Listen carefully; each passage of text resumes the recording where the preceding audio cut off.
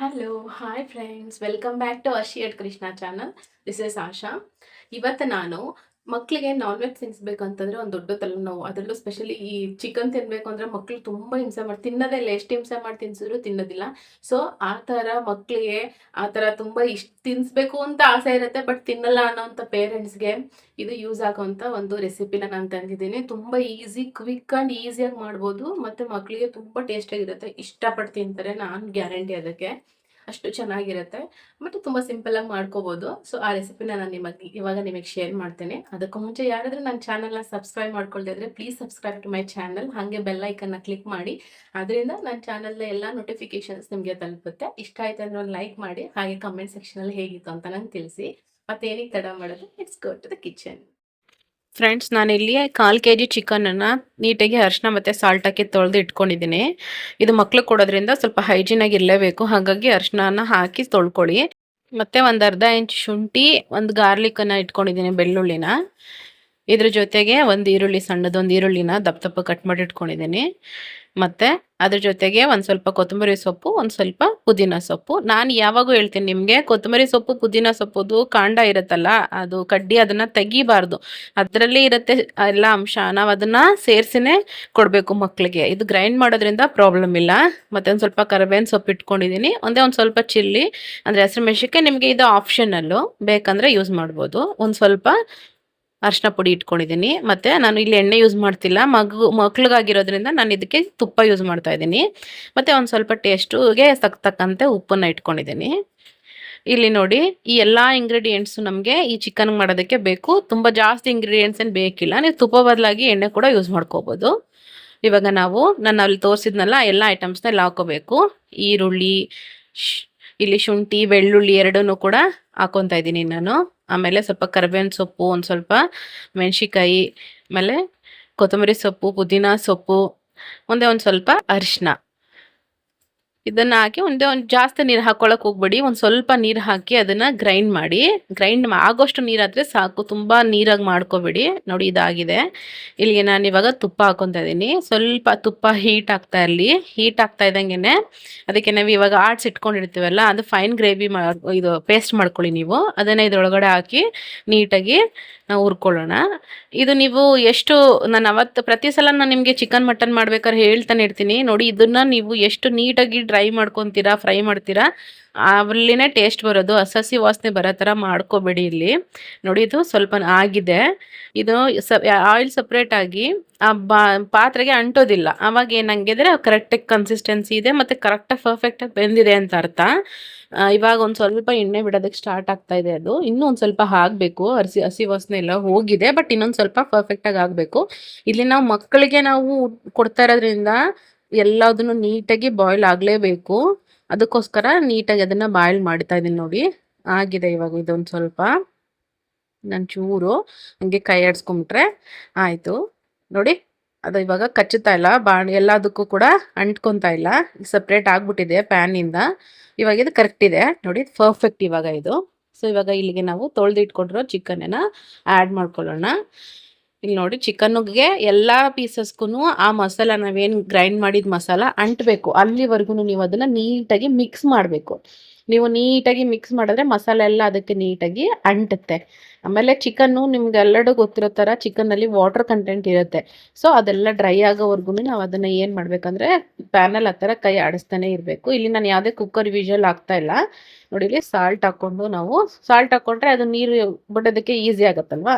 So salt ಹಾಕ್ಕೊಂಡು ಒಂದು ಸ್ವಲ್ಪ ಕಲಿಸ್ಕೊಳ್ಳೋಣ. ನಾನು ಹಂಗೆ ಪಾತ್ರೆಲ್ಲೇ ಮಾಡ್ತಾ ಇದ್ದೀನಿ, ಕುಕ್ಕರ್ ಏನು ಯೂಸ್ ಮಾಡ್ತಾ ಇಲ್ಲ. ಇದು ಬ್ರಾಯ್ಲರ್ ಚಿಕನ್ ಆಗಿರೋದ್ರಿಂದ ಮಕ್ಳಿಗೆ ಸಾಫ್ಟ್ ಇರುತ್ತೆ, ಬೇಗ ಕುಕ್ ಆಗಿಬಿಡುತ್ತೆ ಅದು. ನೋಡಿ, ನೀಟಾಗಿ ಮಾಡ್ಕೊತಾ ಇದ್ದೀನಿ, ಚೆನ್ನಾಗಿ ಫ್ರೈ ಮಾಡ್ಕೊತಾ ಇದ್ದೀನಿ.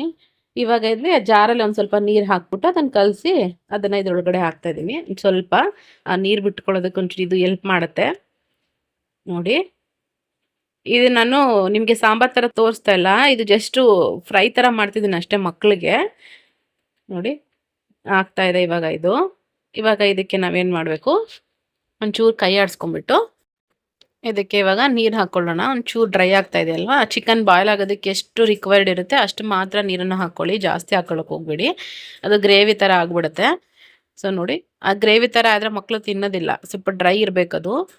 ಹಾಗಾಗಿ ಚಿಕನ್ಗೆ ಒಂಚೂರು ಎಷ್ಟು ನೀರು ಬೇಕೋ ಅಷ್ಟನ್ನ ಹಾಕ್ಕೊಂಡು ನಾನಿವಾಗ ಕ್ಲೋಸ್ ಮಾಡ್ಕೊತಾ ಇದ್ದೀನಿ.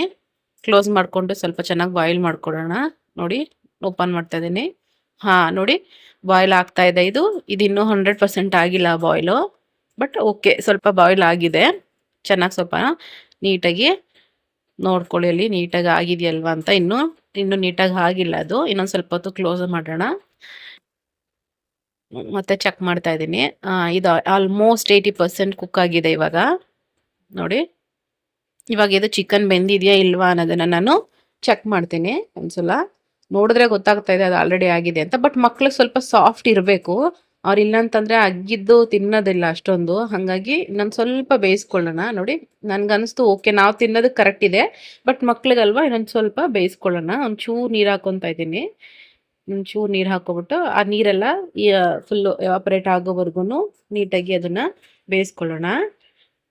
ನೋಡಿ ಇವಾಗ ಮತ್ತೆ ನಾನು ಲಿಡ್ಡನ್ನ ಕ್ಲೋಸ್ ಮಾಡಿ ಬೇಯಿಸ್ಕೊತಾ ಇದ್ದೀನಿ. ಇಲ್ಲಿ ನನ್ನ ಮಗಳು ಚೆನ್ನಾಗಿ ಆಟ ಆಡ್ತಾ ಇದ್ದಾಳೆ ಹೊಸ ಸೈಕಲ್ ತಗೊಂಡು. ಅವಳಿಗೆ ವೆಯ್ಟ್ ಮಾಡ್ತಾ ಇದ್ದಾಳೆ ಇವಾಗ ಎಷ್ಟೊತ್ತಿಗೆ ಬರತ್ತಾ ಮಮ್ಮಿ ಯಾವಾಗ ಕೊಡ್ತಾರೋ ಅಂತ.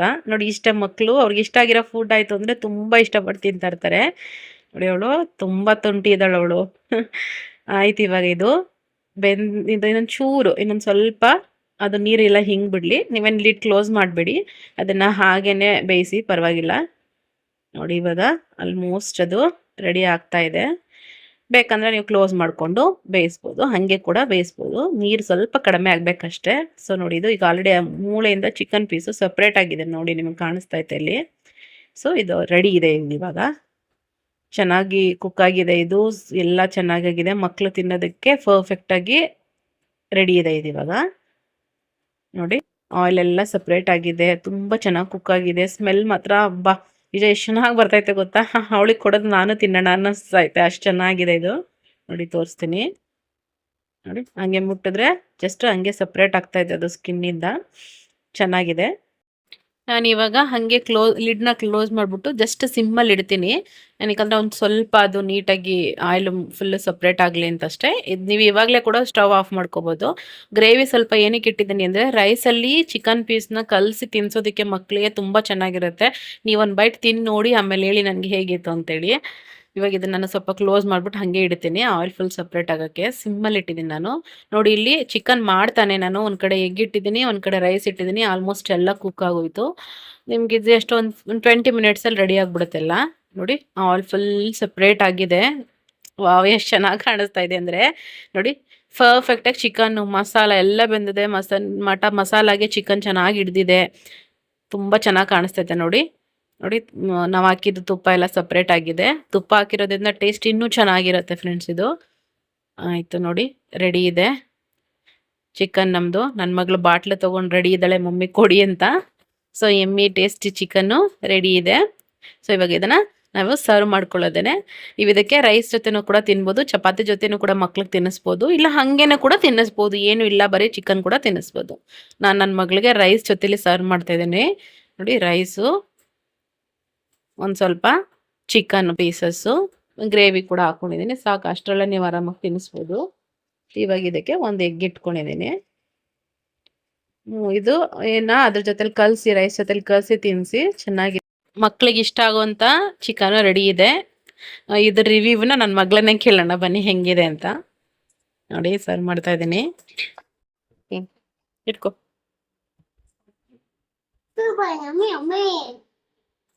ಚೆನ್ನಾಗಿದೆಯಂತೆ ಫ್ರೆಂಡ್ಸ್.